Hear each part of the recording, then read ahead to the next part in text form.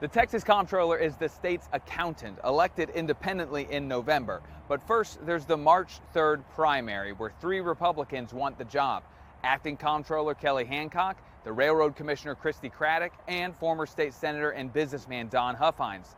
Let's hear from Commissioner Craddick. Why run for Texas Comptroller? Well, thanks for having me and thanks for the question. Look, I've been at the Railroad Commission now for about 14 years. I've been elected 3 times statewide. And as the comptroller's office came open, I've been regulating a third of the state's economy. And so it made sense as we were looking at what other people were doing and what the opportunities were, that the comptroller was a nice place to go fix some things too, because we've done some good things at the Railroad Commission. But also, I had several people approach me and say, "You run an agency so well, will you please, like you do at the Railroad Commission, there's a lot of things you fix like IT, you're more efficient, you're more transparent.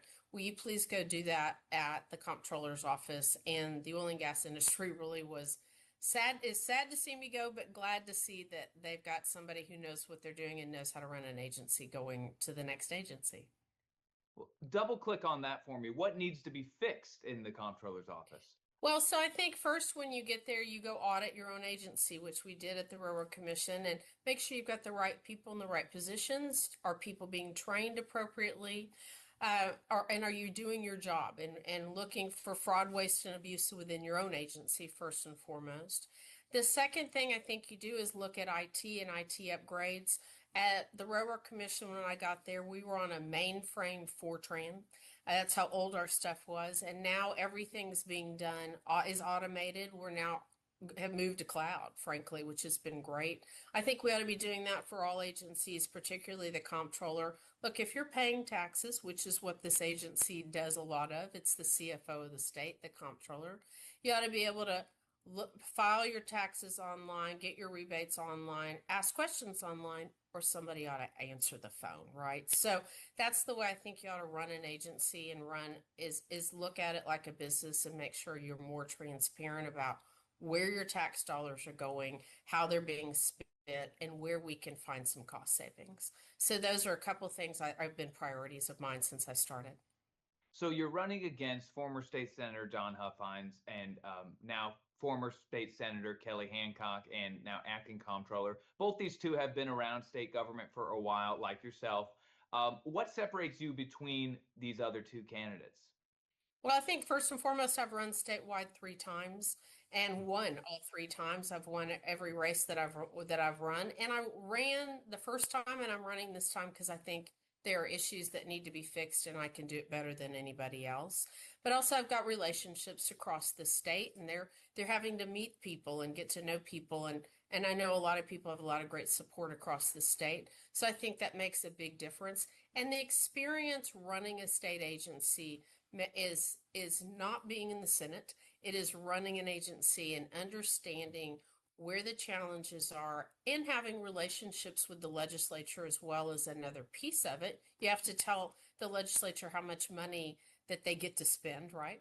And stand up to them and say, that's not what you get or that's what you get. And I've been doing that somehow I walked into the Railroad Commission and started running our budget too, as the commissioner that goes over and testifies and works with people. So I think that experience makes a big difference. I'm not learning on the job. I know how to do the job. Your argument is, you're already a manager, for lack of a better word, as opposed to a legislator. That's right. And there is a difference, by the way. When you are in the executive branch, the legislature makes the policy. You at the executive branch implements that policy and tells them and needs to be proactive and tell them what you need to make sure you can do your job well. Governor Abbott has endorsed former State Senator Kelly Hancock, in part because he feels like he would do the best job implementing the school choice voucher program that the state is rolling out. Thoughts on that endorsement, and how will you run the school choice voucher program? So, look, political endorsements are great, and I appreciate it, and we've all got some. I think what's more important is what the voters say when we get to the ballot box, and we're about 45 days out, 40 days out. March 3rd, how about that? when we get there. So I think that's more important than any endorsements across the board. I've always found that when I've run statewide. But you are correct as far as education savings accounts are really important in the state. Again, it's a policy that the legislature just voted on, and ESAs. I'm excited for them. We need to make sure that we continue to empower parents and families to make those choices. The bureaucrats don't need to be making the choices for your families. And two, to make sure that we're protecting those dollars. We need to have an efficient program. And so, and part of that is being more proactive as far as being more transparent with where those dollars are going, how they can be used, and educating families who are looking for opportunities. Now, the Railroad Commission during your tenure has had some criticism over being too close to the oil and gas industry. What do you think about that criticism, and should voters trust you with now all of the state's money? Well, and I appreciate that. Look, I grew up in West Texas. My family's been in the oil and gas industry, and so I think it made a lot of sense to have somebody who understands oil and gas regulate oil and gas, because you understand it, you know the people in the business. And what I've really made sure I've done is be very transparent and file everything with the Ethics Commission. You can see what I own, you can see how I spend my money, so I don't think there's really been any conflicts. I think it's a perception.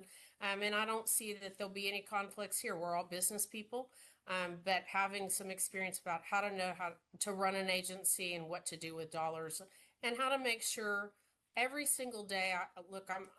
I run my own family's business, and so in my own dollars, making sure that what we do at the Comptroller is using the dollars we have available, just like you do at your house. And if we don't have those dollars, which we've had those challenges at the Railroad Commission, I think that's one of the part of the experience. We're a fee-based agency, so there have been times during COVID, for instance, the oil and gas industry wasn't drilling wells. We as an agency had to manage our dollars appropriately because we were off 30%. I don't see anybody else having done that as far as an agency or their own business. So that makes a big difference, I think. Recently, Governor Abbott and Acting Comptroller Kelly Hancock have made major changes to the HUB program, or the historically underutilized business program, trying to phase it out for everybody except for veterans. So stop boosting contracts for Black, Hispanic, and women-owned business. Do you have an opinion on that? Look, I think when you're looking for somebody to work for you, contract or you've hired them, whoever the best person is. That's what we've done at the Railroad Commission. We're going to operate whatever the program is lawfully. If there's a statute, you've got to follow the statute unless the policy changes. But I think you've got what we should do with state government, and what we all try to do is find the best person at the best price. Doesn't matter to me who they are and what they look like. So I'm hearing you're pretty supportive of that effort to end that. I think you've got to follow the law. So if that's the policy and that's the law, then we'll continue to enforce that piece. If there's something different, then we're going to look at that. But to me, the most important thing is to find the best person to do the job.